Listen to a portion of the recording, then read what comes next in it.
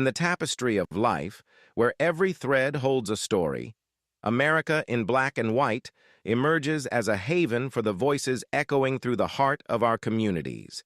In this podcast, we wade through the rivers of our collective experiences, celebrating the vibrant hues of change brought forth by the whispers of hope and the roars of action. It's more than just a conversation. It's a journey into the heart of our society, illuminated by the light of those daring to dream and do. Join us, and let your voice be the melody that guides us toward a dawn where every color finds its place in the masterpiece of our shared destiny. Together, let's paint a future brimming with the positives that dwell in our minds and the actions that shape our world. Family, we gather at the intersection of purpose, power, and possibility. America in Black and White has always been a space where truth meets testimony, where we honor the journeys of those who refuse to shrink in the face of adversity and instead choose to rise, lead, and transform the world around them. Our guest this evening embodies that spirit. He is a man who has lived multiple lives, the disciplined grind of professional sports, the heart-centered calling of education, and the mission-driven work of equity and human dignity. His story is not just about achievement, it's about alignment. It's about what happens when a Black man decides that his life's work will be rooted in justice, empathy, and the unwavering belief that every human being deserves to be seen, valued, and uplifted. Tonight, we welcome a leader who has carried the lessons of the field into the classroom, the boardroom, and the community.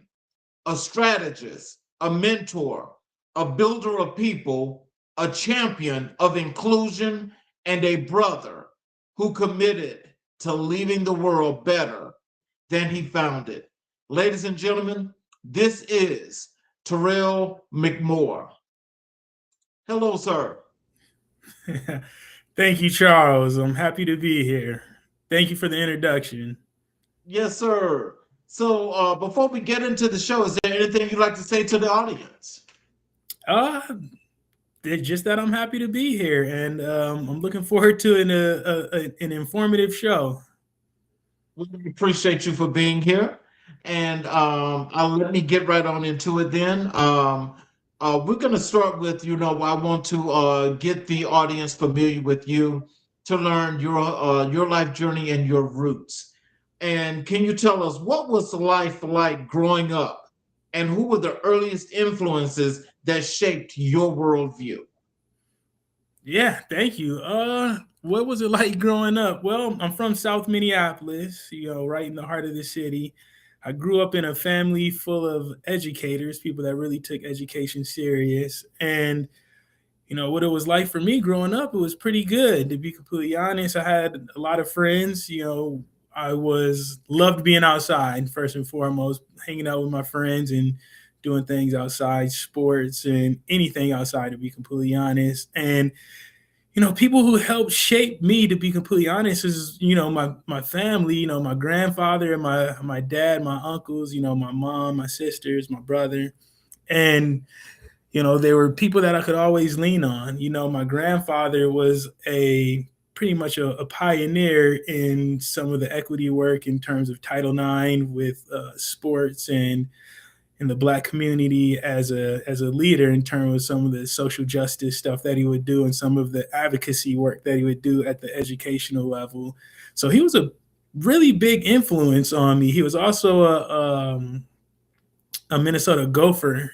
He boxed and he played football for the University of Minnesota, one of the first Black athletes that was a dual sport athlete at the University of Minnesota. So that was something that I always looked up to and kind of strived to want to shoot for, to be, an athlete and also somebody that was looked to for mentorship and guidance. So, like my grandfather was very, very, very big in, paving the way for some of the opportunities that I've had, and also just the mindset and the worldview that I had. or that I have. When you look back at your childhood, what moments built the resilience you carry today? Uh, honestly, I might, I want to say my father, my dad, because everything that I did, it could always be better, and in terms of, the way that I chose to communicate with people is something that comes to the forefront of my mind, the words that I choose to use, but also in terms of just working hard for anything that you want. And, he was very, very stern at times, but also very, very, very understanding. So, my father had a big role in that, in just the maturation and just the type of person that I am today, that, cares about other people. They want, you want to see other people do well. If you have keys to the car, you're going to teach people how to drive it instead of holding on to the keys and trying to, not provide access. So that was a lot of my upbringing. What can you do for other people? Because there's a lot of people that's helped me, that's helped my family get to the point where, we were. And it's something that's always been on the front of my mind. And it's just something that's, woven within the tapestry of who I am, to be able to give back, and also to, work hard and, be a person that wants to lead. Okay. So, how did your family shape your understanding of leadership and responsibility?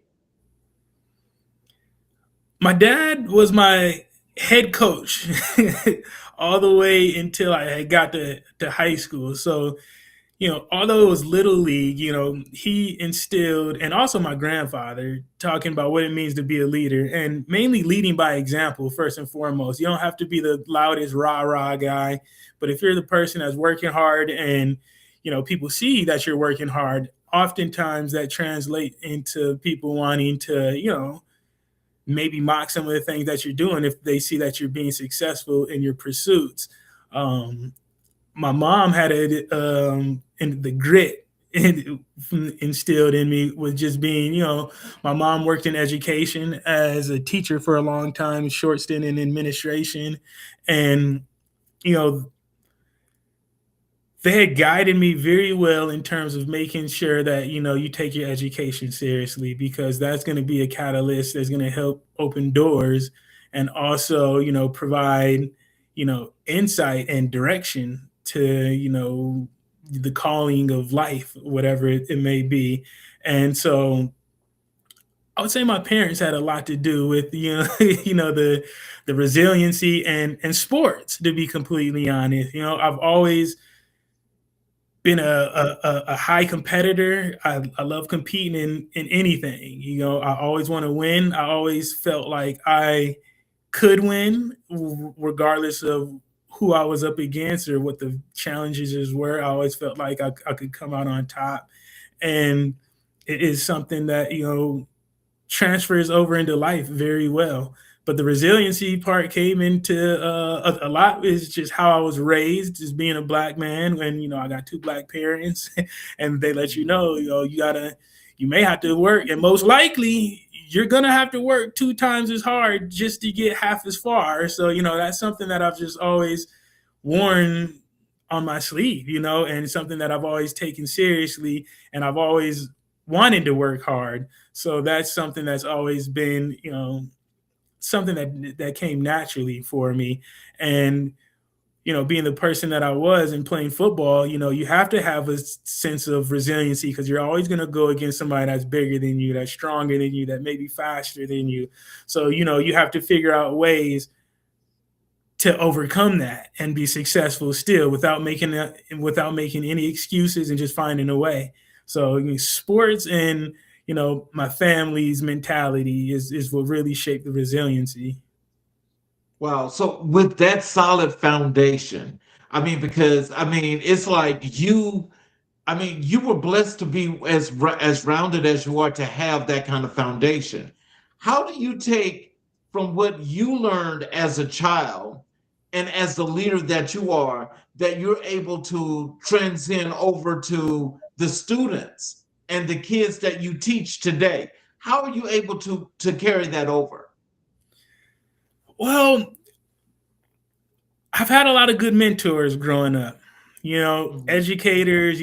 I've always been a person that looked at school where I was excited to go to school for the most part. Now, there's sometimes in high school, you may not want to go to school, but overall, generally speaking, I always had a good experience at in school.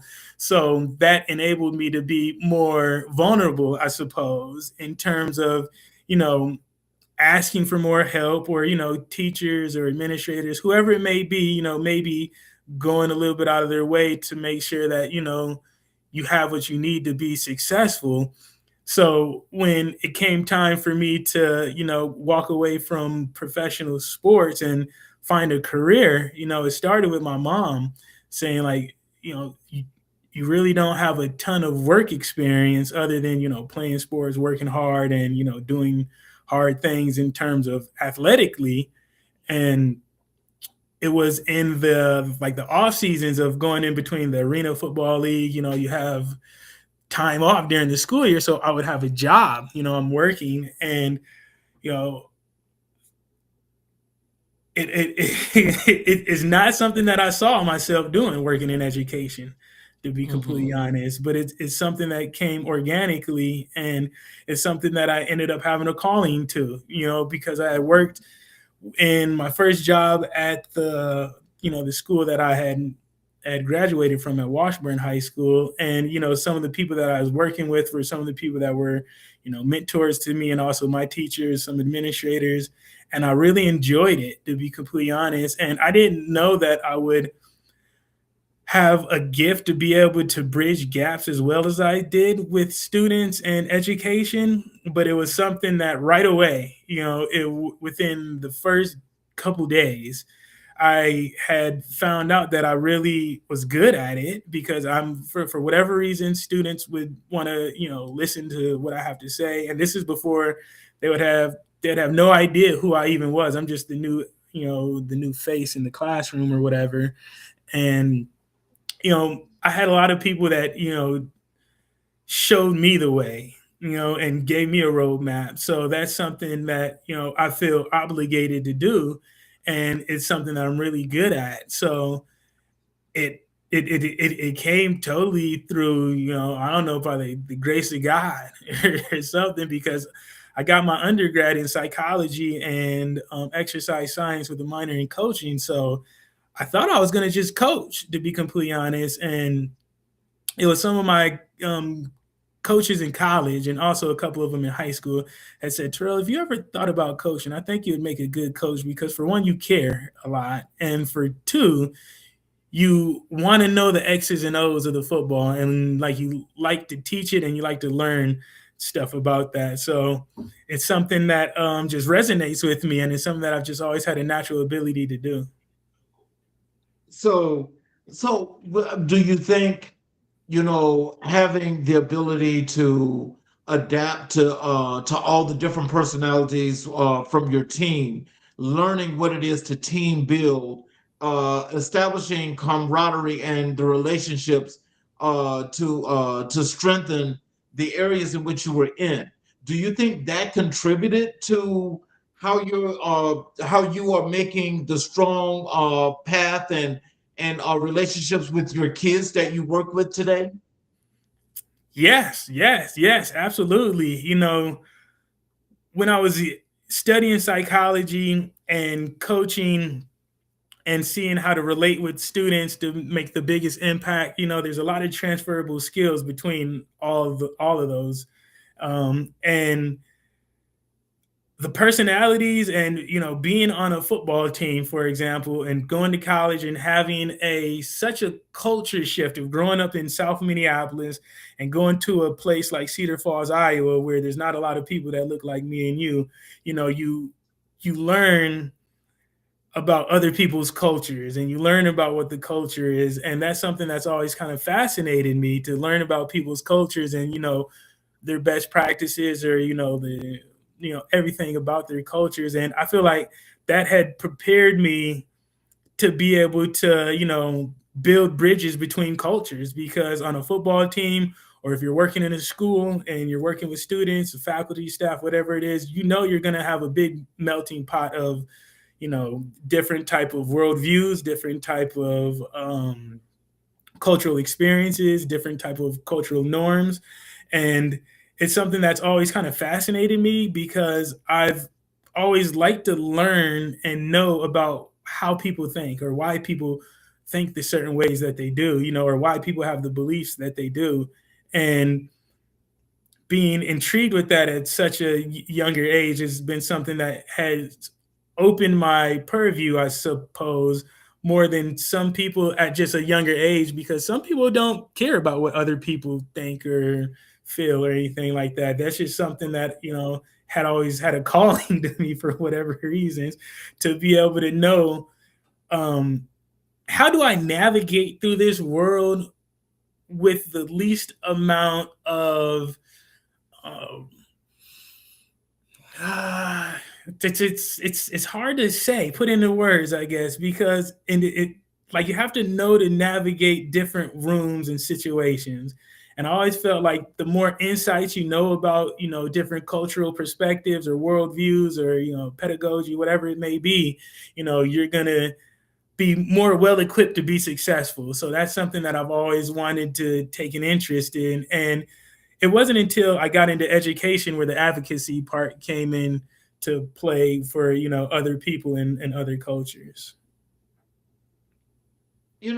Again, because now what I find to be so fascinating though is I think you're like the perfect example of someone that really cares, and you say, as they say, you put your money where your mouth is. And so it is, you came from the community, you're back in the community, building the community. Why do you care so much?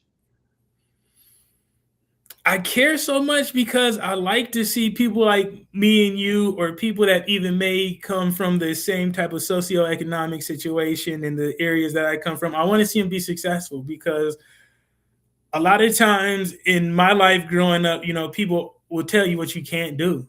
And for whatever reasons, I was always just like, okay, and just, take it with a grain of salt and just let it roll off my shoulder. And to the point where growing up, people would tell me that I was, too confident. I'm conceited. I'm all of these things, just because I was very confident in my own abilities and myself and my ability to be able to perform.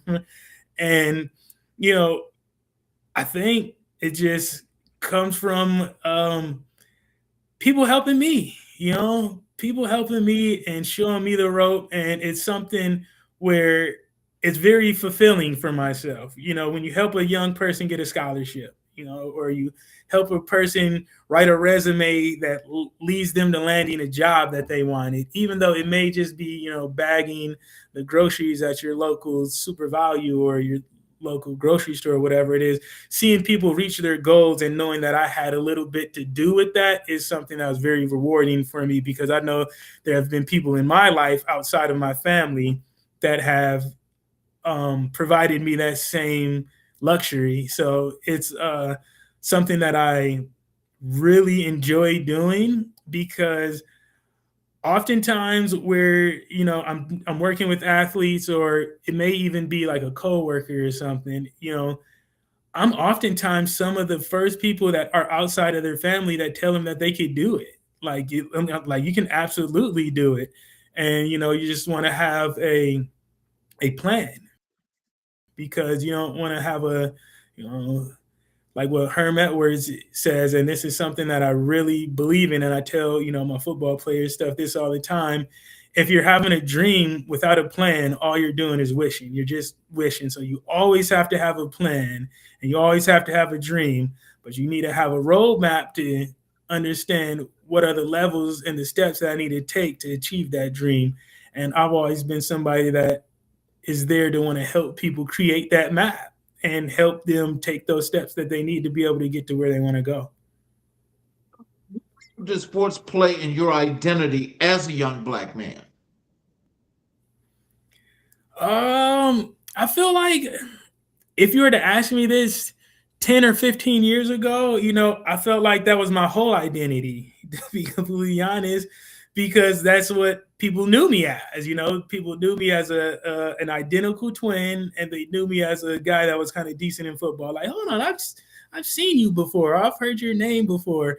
So it was my total identity growing up, and all the way through college, all the way through my very first years in full on adulthood, which I call the real world, it was an athlete, and it wasn't until I had got into education and I went back to school, I got my master's, and I started developing and having a career in education where I saw myself more so as a mentor than I am as an athlete or anything like that. And now, the athletic part is a good platform. It gives you a good platform of people that may know who you are. It comes with a little bit of credibility, and it also lets people know that you're willing to work harder than most people are to get something that you want. Because in order to get to the level to play professional athletes, the number one thing that I have to say to get there is that you're just willing to work harder than people. That's it. Like, you're willing to work harder than the next boy, girl, whoever it is that you're going to be going up against. And that's something that has always just been instilled with me. Like, if you want it, you got to go out there and work for it. And so I'm not sure if I got off track on that one or not. Oh no, CK, my bad. no. You're fine. You're fine. I mean, because I'm more than sure that as the audience is listening to this, that I'm sure that everything that you said was very much so relatable, because it got me to thinking back to when I was much younger as well, and in just thinking about this, you know, um, loving sports and playing sports, I think that was just kind of like the thing that a lot of us just did, and it just was like one of those natural things, or either, like you say, your dad, your granddad, or you had somebody that was doing some type of sport that when it happened and when your time came around, you had to keep going.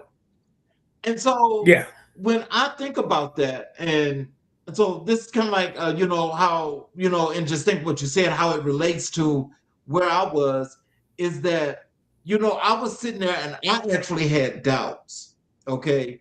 And so I think it was my having doubts that stopped my football playing days, because I not only played football, I played tennis, I ran track, I played baseball. And when I hurt my knee, that kind of like, it was like, oh, okay, well, I can do something else. And so, Yeah. so I kind of transitioned to playing other sports and still kept it going, but still the love for football was there. But when I think about where I am now, you just kind of like put something back in my mind to make me think, like, okay, you know, pretty much everything I do, I look at it from a competitive nature, because I always feel like I got to be the best. Yeah, yeah, yeah. And that's something that's just in some people, and if you want to, the driving force of competitiveness is something that people don't realize that they have until they're being competitive, and somebody's being like, oh, well, no, you're being too competitive or something. Because it could be like, a timeline, for example, like you got a paper that you need to do or whatever. And, if you're a really competitive person, you're probably not going to be procrastinating it, because you're going to want to do a good job. But yeah, sport is a great teacher of a lot of stuff, and always, and a lot of times it's very humbling for people, because you'll find out, things that you do or don't want to do through sport. Like, maybe I don't like working really hard physically. Maybe I don't like competing against other people. Maybe I don't like when somebody's telling me that I got to get better at X, Y, and Z, because I feel like this person's better than you right now. A lot of people can't take that stuff, especially when you're younger and you throw in an unfortunate situation of getting an injury or something, like you hurting your knee. That could be catastrophic, depending on how your experience has been leading up to that point into the sport. Because if it's kind of something like, how like some of the students and kids that I coach, it's like, oh, my dad's making me play football to make me tougher or whatever it is. And, it's something that you either, like you love to do or you don't, so when there's people and kids that I coach and they say, hey coach, like I want to be really good. Like I want to go and play professionally like you did, like how can I get there? The first thing I ask them is, how much do you love this? Like, do you love it? Because I be hearing you complaining sometimes at practice. And it's okay to complain at practice sometimes. Practice is hard. Nobody wants to practice all the time. Allen Iverson, you like practice, right?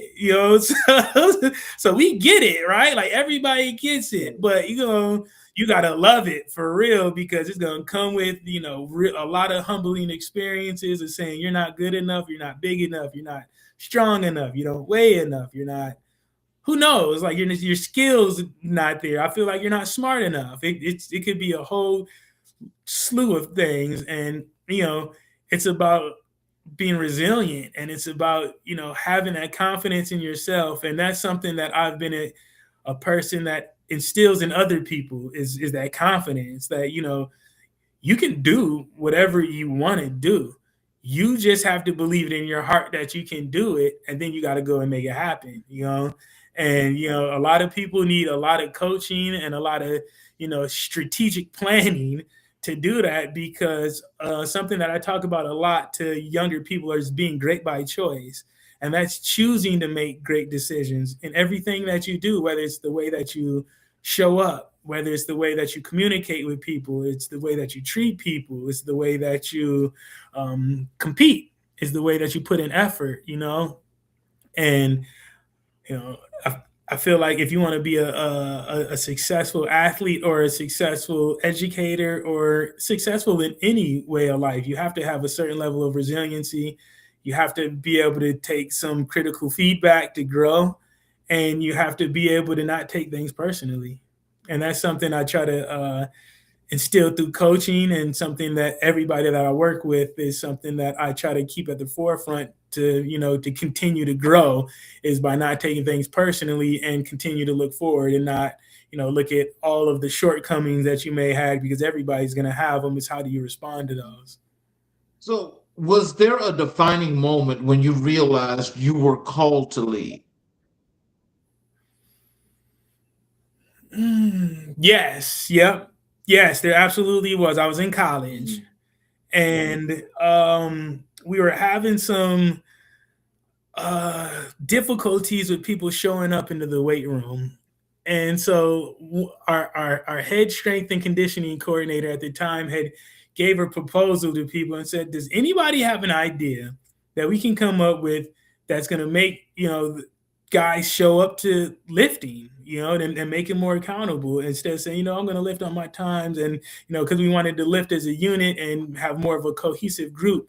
So what I did was, me and my brother took it upon ourselves to go home like that night, and over the next 2 nights, we created this system of accountability that basically took every week that we would lift as a game week into the following season, and it would be like every day there would be like you get points and stuff like that, and at the end of the week you either beat the team or not. And that was my first taste of real leadership in terms of a big group, and something that I did that the coaches and the strength and conditioning coordinator took it and ran with it. We did that for 4 years, and we had some of the best teams that we ever had at Northern Iowa once that was implemented. So that was the first taste of leadership that I had ever had. And then it came into volunteer coaching at a school called Waterloo East I was at, where I didn't know that if I was coaching that, young people would look up to me so much, because I'm at Northern Iowa, I'm playing football and I'm thinking it's cool and all, but I didn't realize that, people or young guys in high school would look up there and be like, I want to get to where you're at right now. So everything that I was talking to these kids about, it was like the Bible to them. And I was like, wow, okay, these kids are really listening and doing everything that I'm saying right now. And then they'd come watch some of the games and stuff, give them tickets, and, just seeing how big of an impact it was of somebody like me just talking to them, and I was just a college athlete at the time, but seeing how impressionable they were, and them seeing me as a mentor really is something that I really really gravitated to, and really liked, and really um,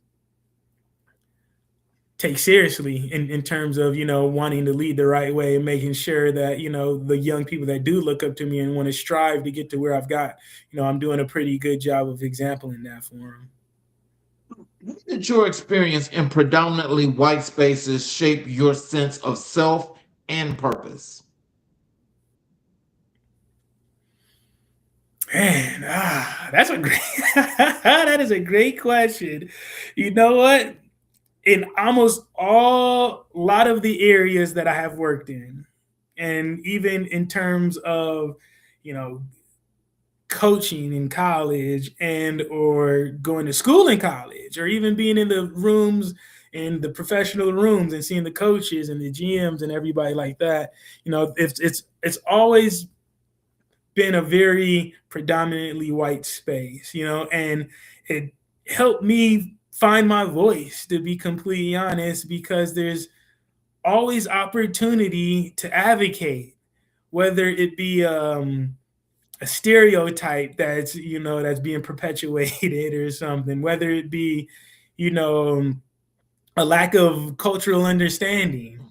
It has really gave me a purpose, I suppose, and an avenue where I would be working for places that take this type of stuff seriously, where they don't want to have any type of cultural misunderstandings and stuff like that. And honestly, when I was in college and stuff, I didn't even know there were avenues like this. It wasn't until I went back to graduate school to get my master's degree, which has a little bit of an emphasis on equity and leadership, that I knew, or that I understood, that there was such a calling for this type of work, and there wasn't a lot of people doing it. And to this day, there's still not a ton of people that's doing it, especially in the light of, the new politics and everything like that. It's kind of like a fart in the wind almost, and it is something that, it's important work, and me being in spaces with all people that don't look like me for the most part was very difficult at first, to be completely honest, because it's hard not to take things personally when people are talking about a group of people that I am, or there may be like worldviews, or bias that's being projected onto people, and then there's people that don't even understand that they're doing that. So it's something that has given me an understanding of just humanity, and of how people think, and how they're raised. Because oftentimes when somebody's maybe offending somebody, or there's advocacy that needs to happen, oftentimes the people that are offending the people aren't even aware of their bias or their microaggressions or anything like that, and it's met with a I would never, I would not, I wouldn't ever mean to do that. And then it leans into a conversation of intent versus impact. But then you have to, you have to unravel all of these things. It's like an onion, because you can't go too fast, because then they're going to be like, hold on, Terrell, you're calling me a racist. And then as soon as you start saying stuff like that, you've lost them. Because then they're gonna be like, okay, he thinks I'm a racist. He doesn't think I can learn, and like it is, being in those rooms had let me know that I'm pretty fearless, first and foremost, too, because I'm the type of person, if somebody's doing something to somebody, I'm not the type of person that's just gonna ignore it and just let it go. I'm gonna advocate, and I'm gonna speak up. So it's something that is important to me. How do you prepare your kids that are under you right now? How do you prepare them for those situations?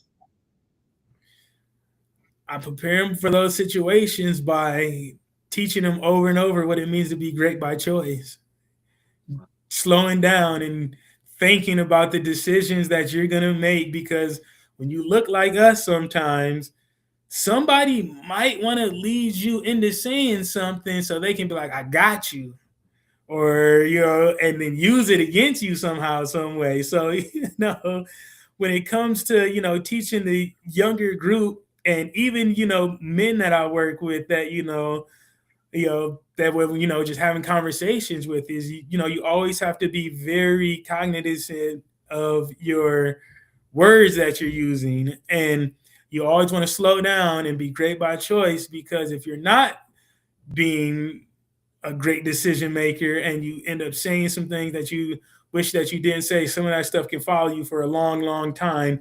So when I'm working with young people that look like me and you, and even when people that don't look like me and you, I always take the opportunity to say, hey, understand, have some respect for yourself and others. And if you're feeling, some type of way about something, and it's going to be provocative, like, maybe it might not be the right time and the place.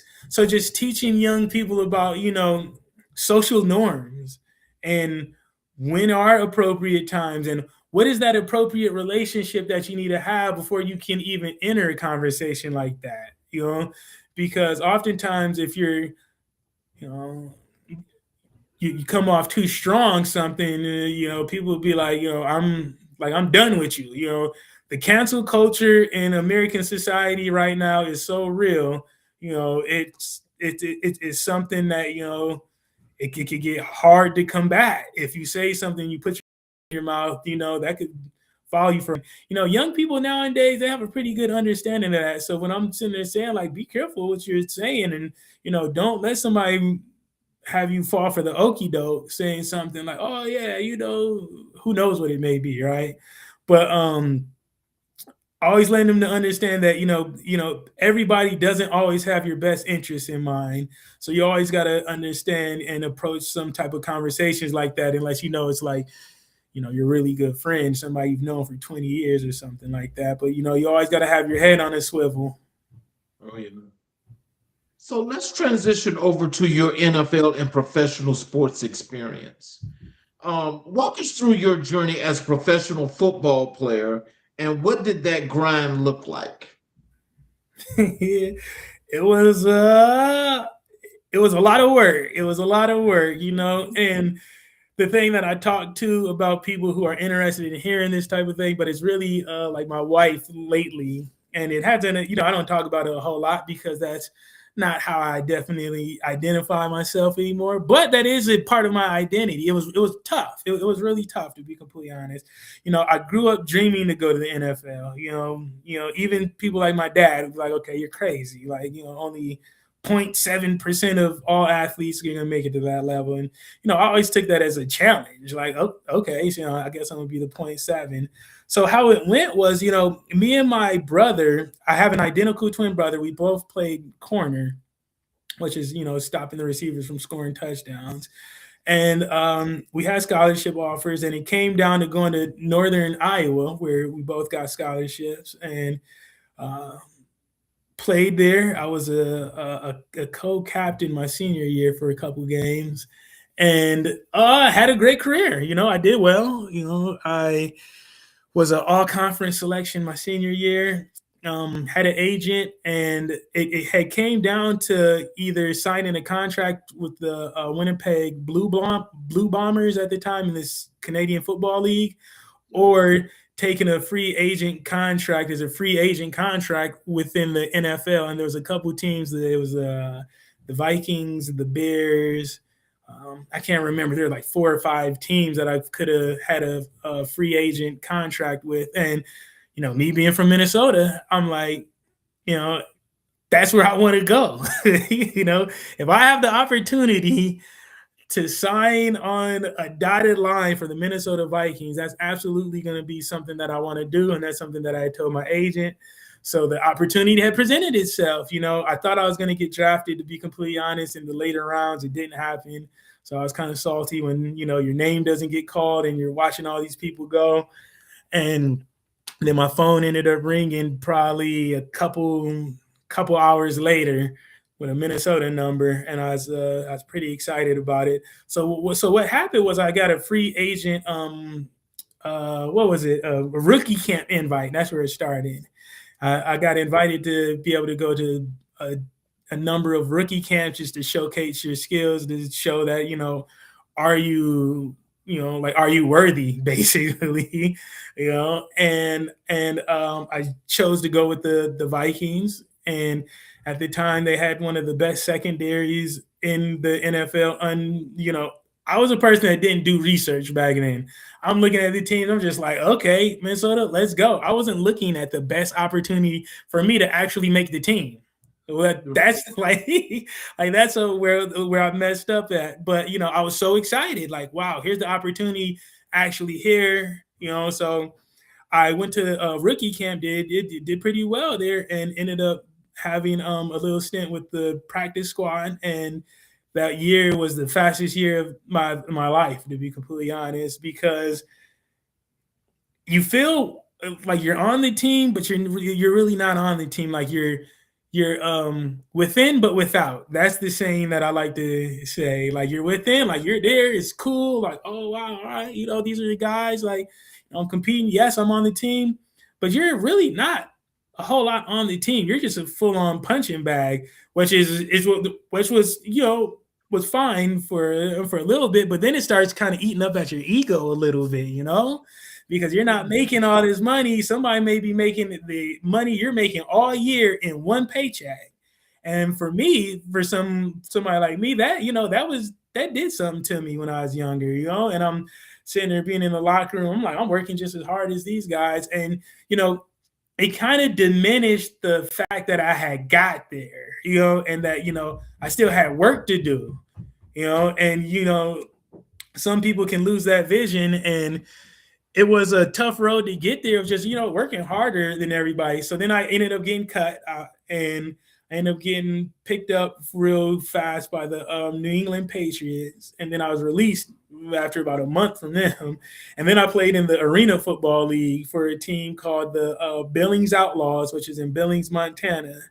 And then from Billings, I went back to Iowa, played for a team in Iowa called the Sioux City Bandits. And then from the Sioux City Bandits, I had signed my last contract in the AFL for a team called the Oklahoma City Yard Dogs, which was in the AFL. And then they transferred and became, what was it, the Oklahoma City Bricktown Brawlers or something like that, I forget. And that was the last team that I had played for before saying, you know what? I'm not making a ton of money here in the AFL, and now it is like you're getting paid. It is professional sports, but when you're on that small field and you see people almost breaking their necks out there, and I was a person that didn't want to break my neck, and I got tired of they're always bringing somebody in. There's always going to be somebody coming in to compete for your spot. And so you're competing every single week for that spot, and it's something that, I loved at first for the first couple of years. Like, yeah, I'm in here, like, okay, I'm used to this beating everybody out, but then, as you get older and, the checks get smaller for me, I was like, I feel like, I have a degree. There's an opportunity for me to be able to make this type of money without playing sports and without having to sacrifice my body. So it was a really, really, really cool experience that a lot of people don't get the chance to say that they had. But it takes a lot of work. And one thing that it did do was have a good start to my younger adult life, I suppose. Because it does open up doors and opportunities in terms of, people wanting to get to know you, or you getting to know other people that you may have never had an opportunity to cross paths with. And I kind of alluded to it earlier. It brings a little credibility that, the person that's going to work hard, you can focus on something, you can take professional feedback in terms of growing. And it's an honor that I hold dearly to, and it's something that when I do talk about it, the number one thing I think of being within, but being without, because you're on the team, but I'm still looking for a job when the season's over. So yeah. Mm-hmm.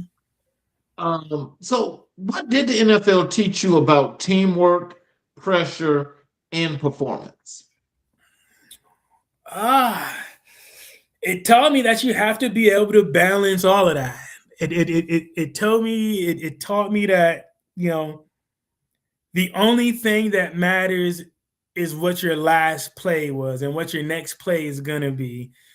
It taught me that you have to continue to be wanted. You have to continue to sharpen your skills. You have to continue to want to be at the top of your game in order to stay where you're at. And that's something that, I carry over into life and my career and my professional work is, you always want to stay on top of the ball and you want to always stay ready so you don't have to get ready. And that's something that it taught me, where when your name's called, you have to be ready. Like, you can't be unprepared. You can't be, asking, okay, like, what am I supposed to do? Like, it taught me that you have to be locked and loaded at all times, because you don't ever want to get caught off guard. Because if you're caught off guard in those situations, you're done. Like, you're out. Like, the type of guy that I was always right on the verge of being cut. You can't give anybody any reason to let you go. And that's something that it taught me. And that's something that I try to instill in, younger people that I work with. Don't ever give people a reason to make it easy to, part ways with you, or, make it easy to be like, okay, yeah, he's not the one that we want to hire, or, he's not the starter. You got to make it hard for people by showing up, being consistent, and being a good person, because, about half of the guys that's in the NFL, I feel like they have that just uncanny God-given ability of being bigger, stronger, faster and just being more athletic than people. But the thing that other people, most people don't realize is a lot of those guys are genuinely good people, first and foremost, like people you can trust stuff with. And the other one is that they're smart. Like, the people are pretty smart, being able to understand the X's and O's and being able to make decisions under high pressure really fast. Like, it's a very unique type of person that can, transfer those skills and being able to high pressure. And it's very, very, very, very, like, the fastest pace that you could think of, and being able to keep up with it. So, like, the things that it taught me is, don't take things personally. And that's something that I already knew. But when you got somebody cussing you out, talking about that you're just on the practice squad, it's hard to take things. It's hard not to take it personally, to be completely honest. But that's something that, it teaches you by way of force. Because if you want to stay there, if you're in the position that I am, that you're not making millions of dollars and you're not that number one draft pick, you're not going to go in there and, telling the coach where he could, like, what he could do. How did you navigate the mental and emotional demands of professional sports? It helped me a lot that I had my identical twin brother with me, somebody that I trusted a lot. We were fortunate enough to always play on the same teams. And it was really, a blessing from God that, professionally we're able to continue that streak.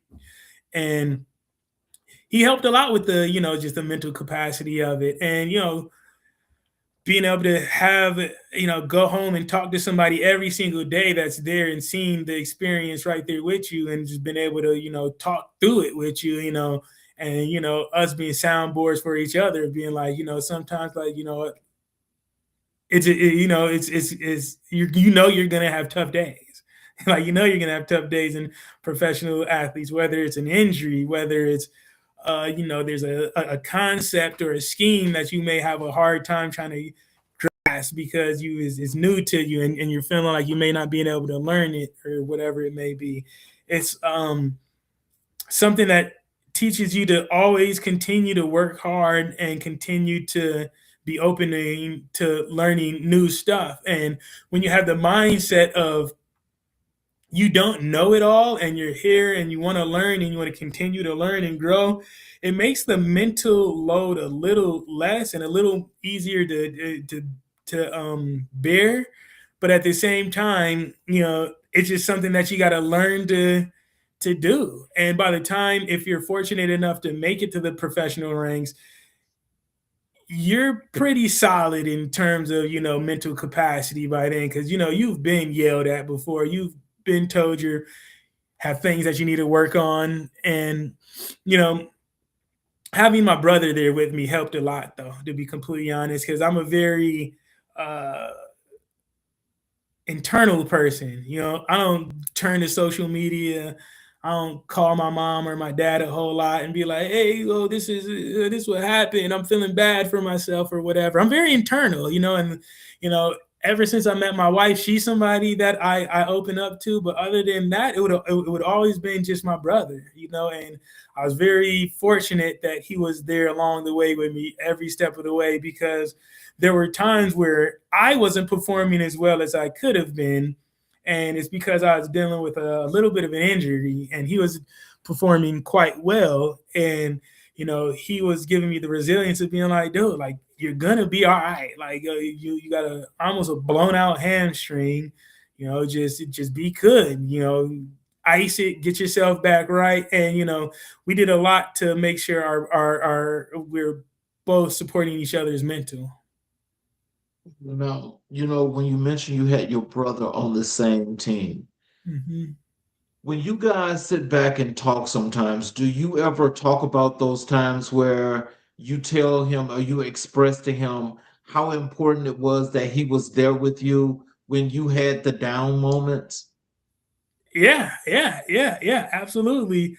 I haven't told him this in a while, so he's watching right now. So I tell him now how much I appreciate it. I hadn't told him in a while, but yeah, the bond that an identical twin has with their twin is like no other, and only identical twins would know what I'm talking about. But I have let him know, and more so like when we're going through it, and when we sit down and we talk and we reminisce through some things sometimes, and yeah, it's like, dude, thank you for that help, and we've leaned on each other in different ways to be able to get to where we're at right now. But yeah, I have always let them know, thank you. And something that I could do a better job of is let my parents know that, because they did a lot of sacrificing for me to get to where I am right now too. And to get to where I was even in those situations with my brother, just down there, just, going through the fire by ourselves and just learning it. And, it's something that's how my parents raised me though, to be able to, figure it out on your own. Like, you're smart enough, like you can figure out problems. Like, you don't need to call me for every single thing. Figure this stuff out. And if you really, really, really need the help, call me and I'm gonna help you. But I want you to figure this out on your own, and that's where I feel like just the problem solving and the resiliency came from, because, my parents would help me, absolutely. But they were absolutely in the same breath, like, you're figuring this out on your own. I was one of the kids that had to, kind of learn the hard way, because, mom or dad would be like, don't do that. And I'm like, I can do that. I'm going to try to jump over across this, and, you fall and crack your head, and you're like, okay, maybe I should have listened. I should have listened to them. But I was that type of person where I had to learn through my own experiences, other than somebody telling me what I can and can't do.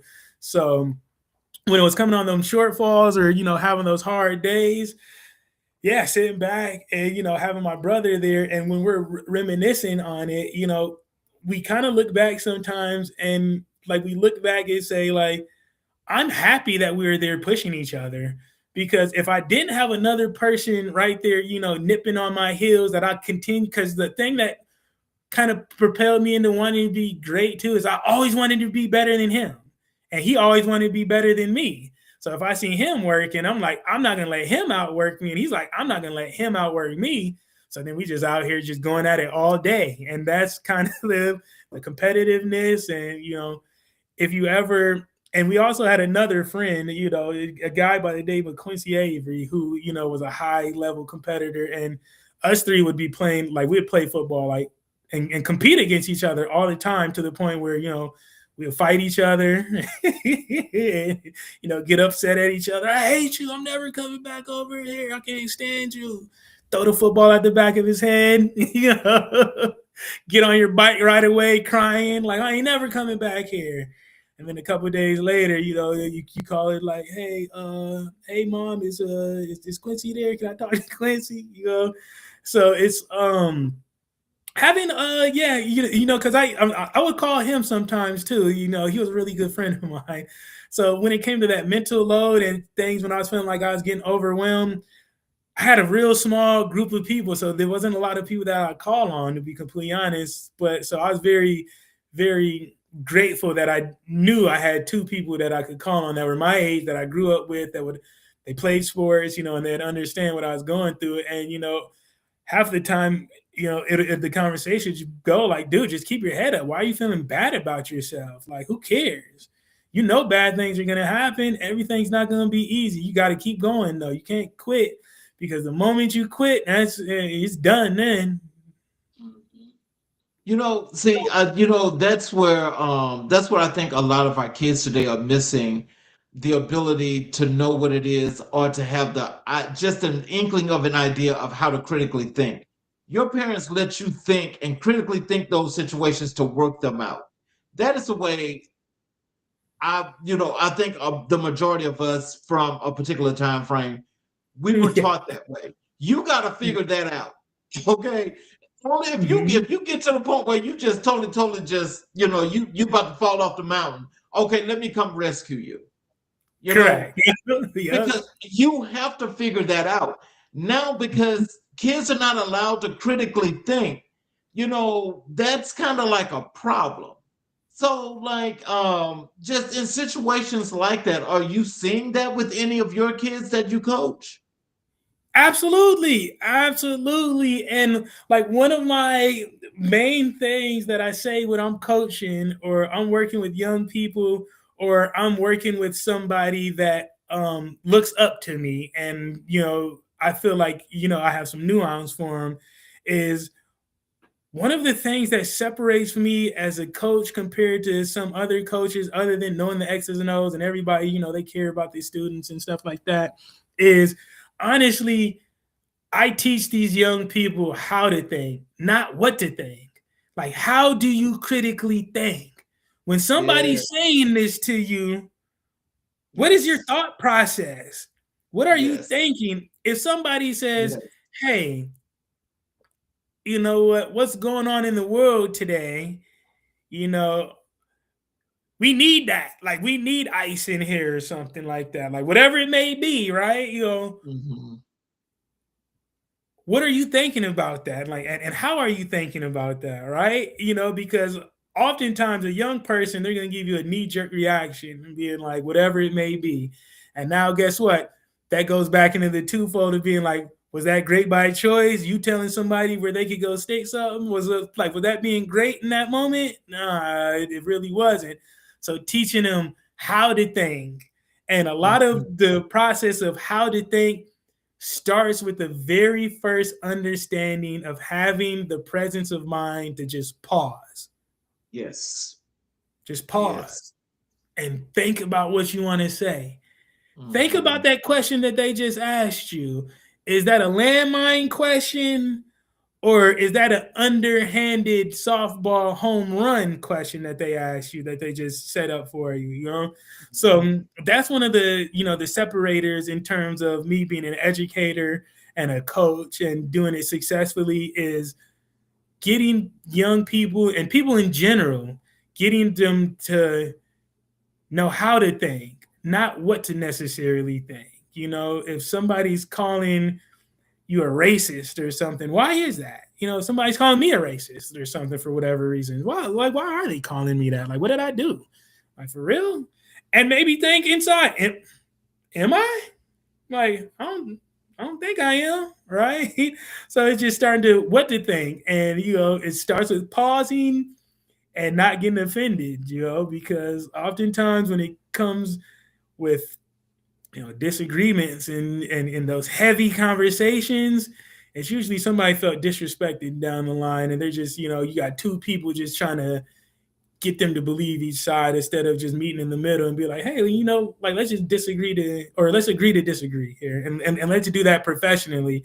And I'm still gonna respect you as a human being, but I just don't agree with with that ideology or that worldview you may have. And right now, I feel like in society, and not just young people, as an American society, we have a hard time doing that. Yes.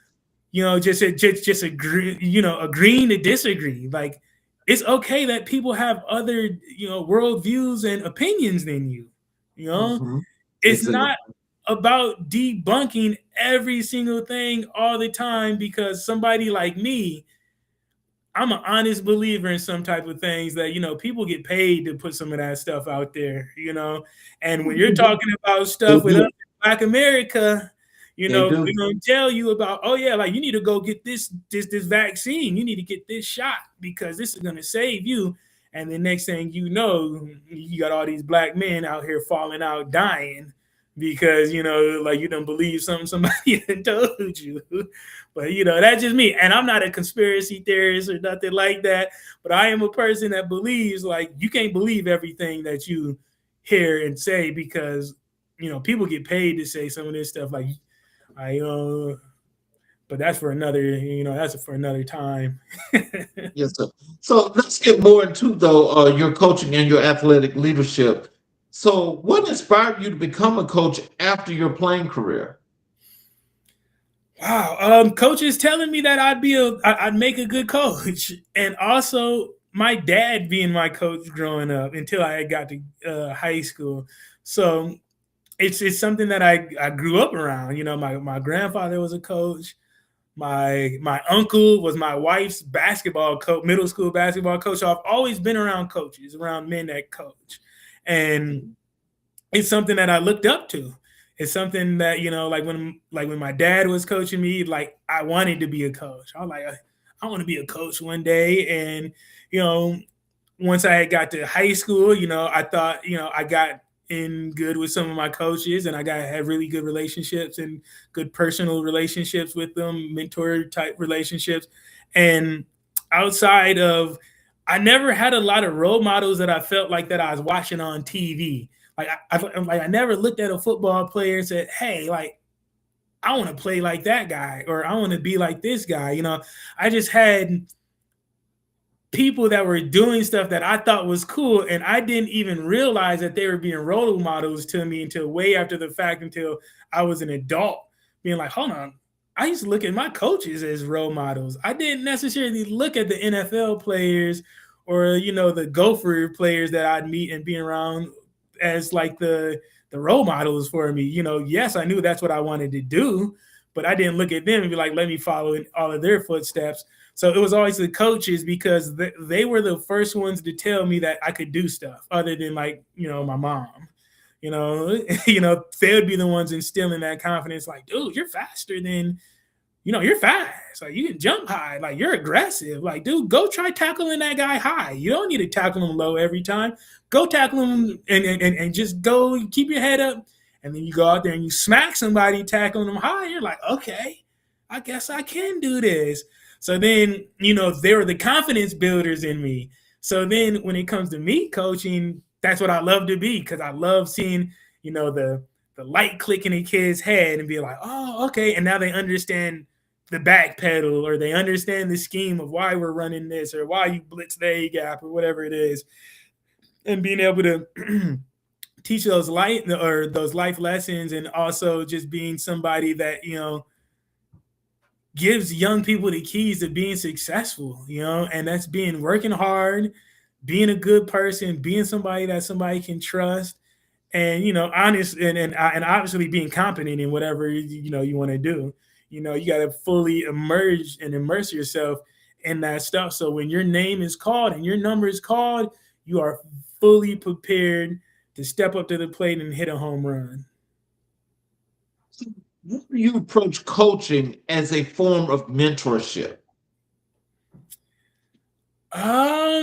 Because there's there's stuff that I would hear where you'd hear some athletes saying, if it, me being an athlete, I'm not a role model or I'm not a mentor, I'm just a professional athlete or whatever.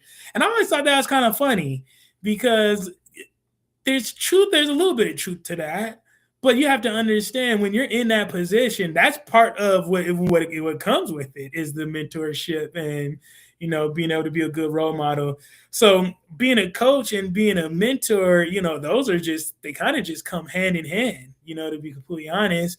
And anybody that's a good coach, they have that just that that calling, I guess, of saying that, I want to show people the right way to do something.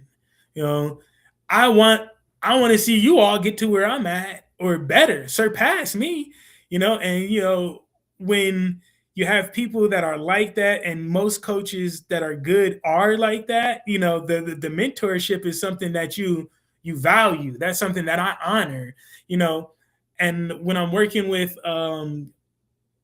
people's athletes and their parents, I always thank them, like, thank you for trusting me with the like the care of your child, because I'm gonna do everything that I can to help them reach their goals. And it takes a lot for people to trust another adult with their child. With me with 3 kids now, I can understand like what it would be like being like, all right, like you're gonna go get coached by this person, and knowing the level of trust that takes, and it is something that I've always honored, something that I've always held close to my heart, because when you do see the young person thrive and they're doing good and you see them playing on TV or something, and they send you a text message or they send you something, or you send them a text message like, bro, I just saw you on ESPN with that interception or whatever, or I saw you just get drafted, like that's super, super cool.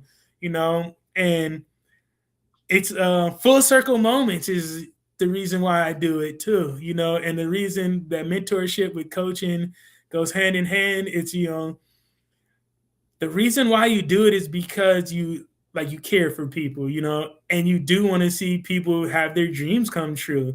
And whether that be just playing Division III college football or, being a varsity starter at the varsity level in high school, whatever it may be, I've always been a person that enjoys seeing other people reach their goals. And if I was a person that had a little bit to do with it, then, that's fulfilling to me, and when it happens one time with one student, it's like a very addictive feeling. Like you want to do it for more people. Like you want more guys to get scholarships. You want more people to understand the nuances.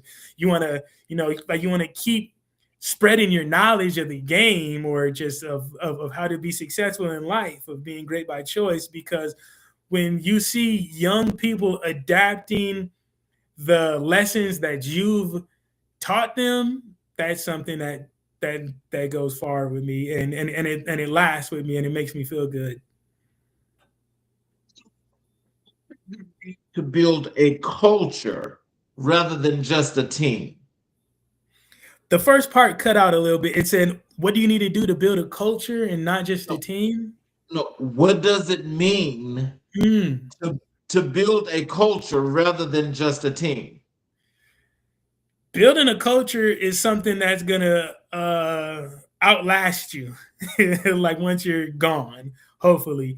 Culture is a way of doing something, and whether it's a shift in culture or it's a whole newfound culture, building culture is the way that you're raising the bar, or you're setting the expectations of saying this is what it's gonna be.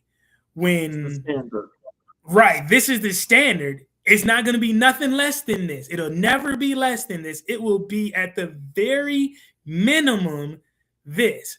So in terms of like when I'm building the culture with a football team, like the first groundwork things you're going to do is being respectful to yourself and others, right? Building the culture, working hard, not complaining a whole lot, because everybody, you can always complain. Complaining never solves anything, and it doesn't, might make you feel good, but building culture is setting that standard. Building a team is, you're just building, everybody knows everybody's name and everybody knows what position that they play. That's a team. Everybody knows what they're, like where they are in the hierarchy, or, you're a starter, you're not a starter. Building the culture is, building something where people will see people not meeting the standard and helping them get to that standard.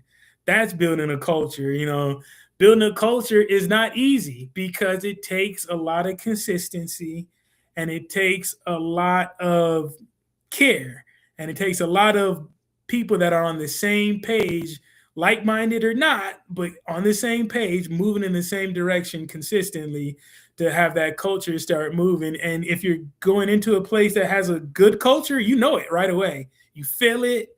It's energetic, it's electric usually, and you're like, okay, yeah, it feels good.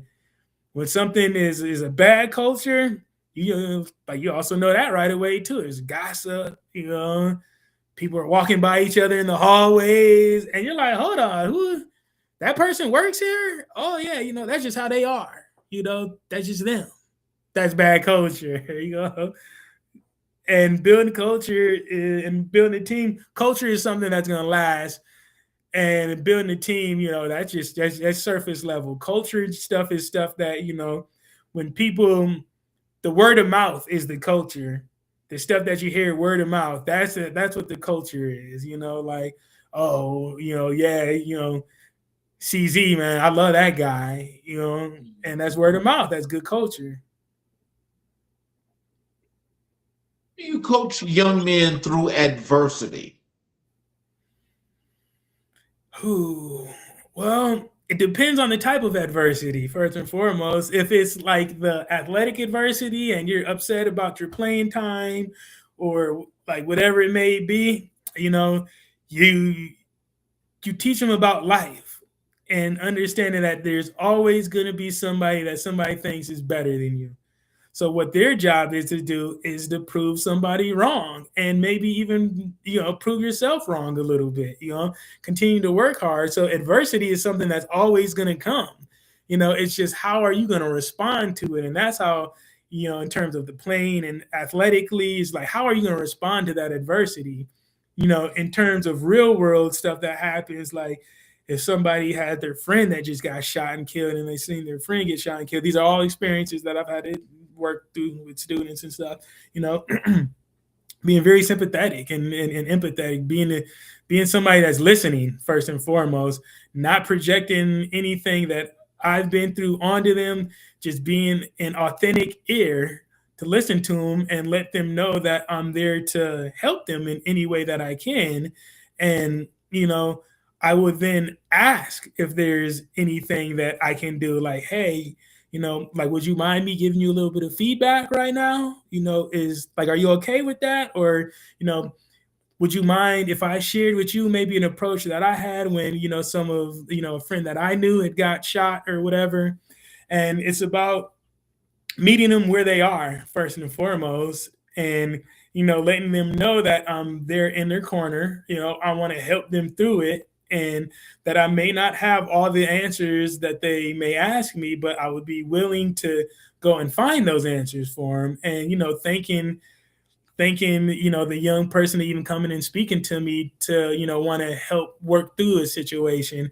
So it depends on what the adversity is. But if it's like life stuff, is always met with sympathy and empathy and listening first, and asking for permission to help instead of just thinking people want your help. Sometimes they just want you to listen, and that's it.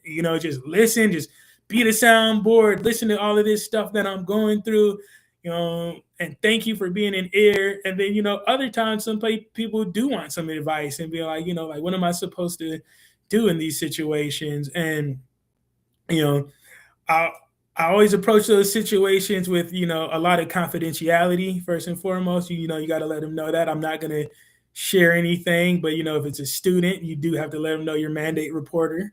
So if it's something too bad, like I have to, like I have to tell somebody if you're talking about some type of harming anybody or something's gonna happen.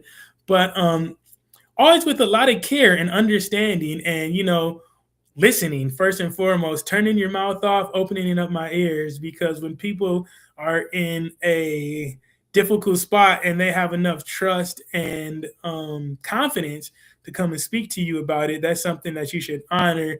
And I would hope it's somebody that was being or being approached to give advice would abuse that and go against somebody's confidentiality and talk about something that they've been talking about. But yeah, it's approached with a lot of calmness, a lot of care, a lot of understanding and listening, and then that works oftentimes. Let's talk a little bit about your education and equity work. What drew you into the world of education after athletics? Not having a job, to be completely honest, and I didn't have a job. I didn't have no experiences, and that's where the first job offer came from. Like I had a little bit of experience in like business management and ownership, but it had came out of just a person calling me saying, "Hey, I think you'd be a great educator." And I'm like, "Oh, cool. Are you giving me a job?" And they're like, "Well, no, you still got to apply for it and everything." So the equity part of it, I never even knew I would be doing work in equity, to be equity and inclusion and human dignity and stuff like that. I didn't know about that type of stuff until I started working in education, and seeing a lot of gaps in terms of cultural responsiveness and, just equity work where, there wasn't a lot of access for, some type of students, and just finding, a need in terms of an avenue where I could help, to be completely honest. And for the longest time, I thought just, equity was making sure that you had enough like Black and brown people that was hired at a job. I didn't know it had so many nuances in terms of access, in terms of, everything, socioeconomics of, in terms of equity, you could go down the list, right? So I was kind of catapulted into it just organically, to be completely honest, working in education, seeing there's some shortfalls. And it started with me being on an equity team at Thomas Edison High School, where I had got my first dean job, and I really liked the work that we were doing there. And then, I decided to go back and get my master's degree, and then it had a little bit of an emphasis in equity work there, and it was something about the advocacy and being able to provide more access for underrepresented communities that really where I found my, my sweet spot, I suppose, with that in coaching, because oftentimes there's not a lot of people that look like me and you that were sitting in some of the rooms that I was sitting in terms of, district level leadership to executive level leadership to, a head coach to just being an administrator, to be completely honest. There's not a ton of people that look like us. So it was very eye-opening, I suppose, and I have always honored the opportunity and made sure that I'm making it not harder for somebody that looks like me that comes behind me, but instead I'm trying to open the door to make it a little bit easier. Like, okay, yeah, an ex-athlete, African American young man, they can come in and do a really good job at multiple different levels, and getting people to understand that there's a lot of transferable skills into high level athletics and education in terms of any type of work that you would do in the business world or consulting or wherever it may be, because you got to be able to know how to pivot and adjust and be able to produce results on short timelines. So how did your role as Dean of Students shape your understanding of student needs? Big time, to be completely honest, because when I had first took over as a dean of students in my first dean role, you don't know what you don't know. So, there's a lot of nuance in those jobs, but having access to be able to meet with parents and being able to talk to students in a lot of one-on-one settings at the times of very shortcomings and when they're very vulnerable had let me know the importance of that work and the importance of the relationship building, and the relationship building in terms of being able to see a change in whether it be behavior, whether it just be the way somebody shows up, to be completely honest, because when the young people or people in general know that you care about them and you actually want to see them be successful, they'll believe in you. And like when you're guiding them, they'll listen to you. But if people don't know that you don't, or like if they don't think you care about them, they won't care about anything that you say. So being the dean had opened up my eyes to how to identify needs that people need in terms of maybe it's attention seeking, maybe it's in terms of access to materials or anything. It may be food, it could be anything. So it gave me access to be able to build more rapport with families and students, which then enables you to figure out the truth of what they may need to be successful, because everybody's going to pretend that they have until it's time that you don't have, and it's like, okay, like, what do you need? And then there would be somebody like me sitting there wanting and eagerly wanting to help, like, hey, how can I help? You don't have to fake anything anymore. Like, anything, the conversation that we got is going to stay here. It's literally about just how me and the school can help you be more successful. And we have access to resources, and being the dean just opened up the door to have more access and being able to have more access to help people, because where you can help. And it gives adults, you mean the parents and the student, a level of trust automatically, because you don't get to those positions as a dean of students or an administrator without already being a proven educator. So it gives more opportunity and gives you more space to be able to build that rapport with people, to be able to actually make a difference when it's needed. So we also mentioned when we chatted, in setting up your interview tonight, we talked about Black history, and we do Black History 365. And I asked you who were the most influential people in your life and career in Black history. You mentioned Dr. Martin Luther King Jr. and Malcolm X. Can you tell us, when did you first connect deeply with Black history? I think I first connected deeply with Black history, I would say I had to be in high school. I was in high school, and there's some situations that was going on with grading, to be completely honest, with grading. And I always felt like I was a pretty intelligent person. Some of my friends always felt like they were pretty intelligent, and you could see a discrepancy in the way that some of the grading would go just because of bias alone. And it also, some of the things that you would be taught in high school, and or the lack thereof, and my family, we talk about Black history, black leaders and the prominent Black leaders and people that had shaped America and Black society to be what it is today.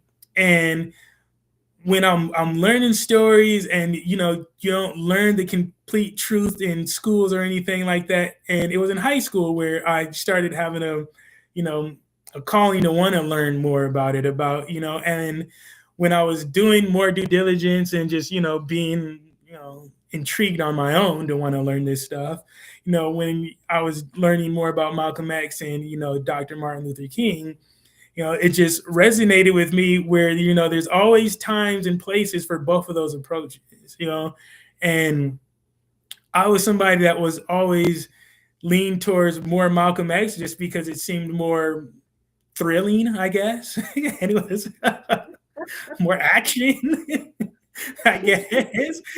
And the aggressive tactics, and I'm not an aggressive person, but I do have a kind of aggressive mentality sometimes, and just the sports in me, it's just sometimes you just get tapped into it. It's like, oh, hold on, maybe I was a little too aggressive, but it was just the no nonsense with it, and by any means necessary, like, you're gonna respect me because you have no reason not to. I'm not gonna go out of my way disrespecting you, but I am going to demand some type of respect from you, because you're not just going to do anything that you want to me. That, like, that's not going to happen.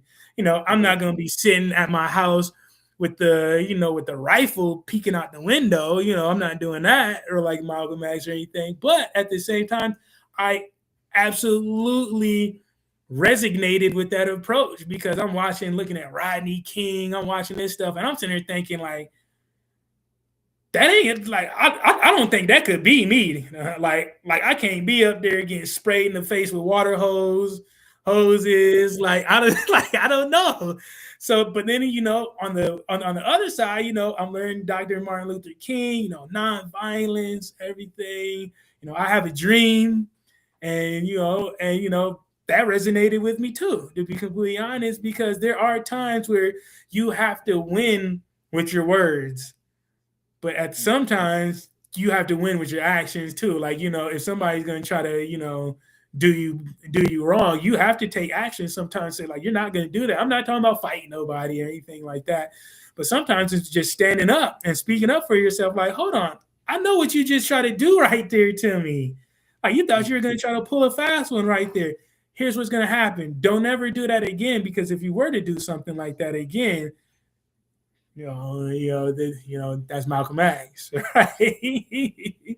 But yeah, and like other Black prominent figures would be like my grandfather. A lot of people know who he is in Minnesota if you care about that type of stuff. If you care about sports, you care about equality, you care about diversity, equity, inclusion. If you don't care about it, then you probably never even heard my name or my grandfather's name before. But if you have, you do care about that stuff, most people would have some sort of idea. And I want to thank you for having me on the show. And it's been great. And about the Black history and all of that, I wish it was 365 and everybody would talk about it 365 days a year, because it should be, because a month, the shortest month, it's not enough, and people feel like they got to squeeze everything in to what it should be. And with the administration is right now, like, I'm kind of curious to see what Black history is going to look like this year, with So what do Dr. King and Malcolm X represent to you personally? Resiliency, and also trailblazers. Like, there's still work that has to be done. And what it means to me is, they were the trailblazers, the ones that started the work, that kind of put it on the map to make it real for everybody, to be like, okay, this is a problem in terms of inequities, in terms of segregation, in terms of police brutality, in terms of socioeconomics, in terms of redlining. Like, you could go forever. I feel like with those two, that's when people finally started to listen. Yes, there were people that came before them that were trying to do it, but for whatever reasons, I feel like those were the two that were kind of groundbreaking. And right now, there's still a lot of people that are doing the work, and I feel like it just needs to continue to be talked about, and it has to continue to be worked upon, because with the push of the administration now, they want us to be an abysmal past of Black history. Like, there is no such thing as Black history. It's just American history, right? And that could be very dangerous. So their philosophies shaped your leadership style. Oh, how did it, you said? It shaped my leadership style of having the presence of mind of knowing when I have to kind of tap into what's on like the more passive or when I have to be more assertive, you know? So that's kind of where, you know, I draw from, where sometimes, you know, you have to take that MLK approach. You have to, if you want to see something done. And if you want to, you know, be able to bring people together to have the conversations that will be the catalyst of the change. And other times there's, you know, situations where you just got to go do something, like what Malcolm X is and does, is stands up for more of the, you know, more of the action and not being as passive, you know. So it kind of allowed me to be able to understand and look at situations to navigate them and know what approach I'm supposed to take or which approach I feel like would be most effective. So that's where I lean into them. And when I'm talking to students, talking about, you know, equality and standing up for yourself and understanding that people will try to do you bogus, you know, and you're going to have to stand up for yourself at some point in time and even have to maybe stand up for other people. But first, you know, you would want to start off with standing up for yourself and not letting anybody do anything wrong by you, you know, and make sure that if you can and you have the opportunity to, let people know that your expectation is that you're going to do right by me because I'm going to do right by you. So, in closing, what are some words of wisdom and encouragement do you have for our audience? How they can connect with you via your social media, they can check out your websites, all of those good things that you like for them to know. Yeah, they can reach out to me on LinkedIn. My name Terrell McMoore. Also, I have an Instagram. You know, it's what is it? HD_visions. That's it. High definition visions. That's the name of it. Insight is don't ever let anybody tell you that you can't do it. Like, let me be the one to tell you that you can absolutely do it. That would be the insight for you. You know, a lot of people get tickled by smashing other people's dreams. I want to be somebody to let you know that you can absolutely do it. If you put your mind to it, you create a plan for yourself and you stick to that plan, you can achieve your goals. And if you need a coach or you need somebody to help, you know, create a strategic plan or anything like that, I'll be happy to help you. You know, I don't, you know, it's something that I love doing. And it doesn't have to be around athletics. It can be around education. It can be around business development. It could be around anything that you want. You know, if you know that there's some diversity, equity, inclusion type of work that needs to be done, I'm a person that you could lean on in terms of restorative practices. I am certified to do restorative practices within Minnesota, at least. And I don't know if it's nationwide or not. It might be, but around restorative practices. And yeah, just excited if, you know, any of what I've said resonated with you or what me and CZ's been talking about. Please feel free to reach out to me. I'm an open book. I respond. I'm pretty responsive. And I just want to help, to be completely honest. If you feel like there's a way that I can help you, your business, an athlete, a program, whatever it may be, feel free to reach out and I'll be happy to connect with you. Before I close, I just want to tell you, I appreciate your time. I appreciate you being here, and we definitely got to have you back. So we'll have to chop it up on that so we can get you back. Absolutely, absolutely. Because I really do appreciate you being here, and you know, that was some really good insight that you left here with the audience for tonight. Tonight, we are reminded that leadership is not a title; it's a calling. It's the quiet work, the unseen work, the hard work. Terrell McMoore stands as a testament to what happens when a man chooses purpose over ego, service over spotlight, and humanity over hierarchy. His journey from the field to the classroom to the front lines of equity work is more than a career path, it's a blueprint. A blueprint for courage, a blueprint for transformation, a blueprint for what it means to lead with dignity in a world that often forgets its value.